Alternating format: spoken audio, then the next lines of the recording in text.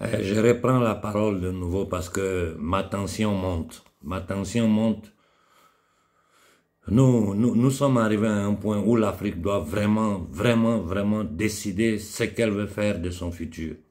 L'Afrique doit décider quelle direction. Je suis en train de lire ce petit opuscule, ce bouquin de moins de 180 pages. Je prends des notes. Mais ma colère est en train de monter seule. Nous, Africains, nous devons terminer le travail que Sankara a commencé. Sankara avait dit, il y a 30 ans de cela, de ne pas payer ces dettes-là.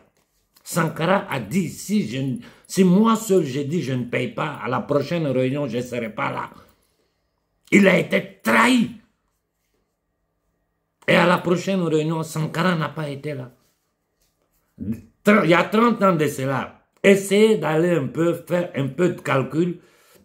S'il y a 30 ans de cela, à aujourd'hui, combien la dette africaine a augmenté? Une dette que nous ne pourrons jamais payer. Voilà la forme d'esclavage dans laquelle ils nous ont mis. L'Afrique ne peut jamais payer ça. Les pays occidentaux ne peuvent pas payer la dette. C'est l'Afrique qui peut payer. Et toute cette guerre que nous sommes en train de subir là, c'est une guerre de la dette. Ceux qui nous ont endettés, c'est une dette illégitime, illégale.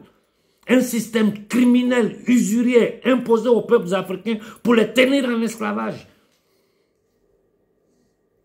Ça là, ce n'est même pas, les politiciens n'ont pas le courage.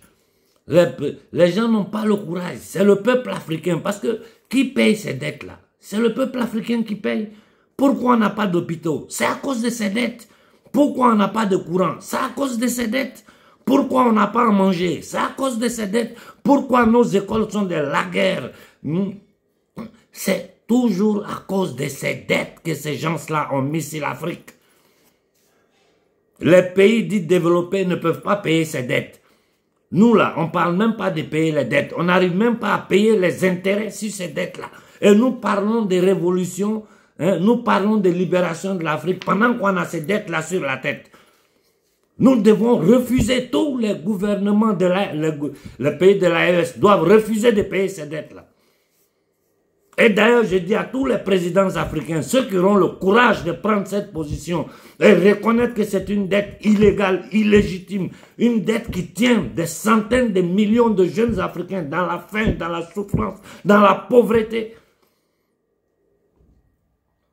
Les marchands de la monnaie, de la dette et de la mort tiennent notre peuple en esclavage.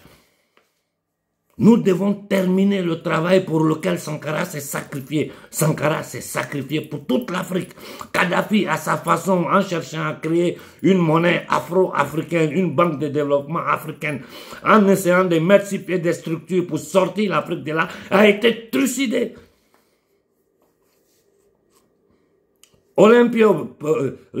Sylvano Olympus a été tué pourquoi?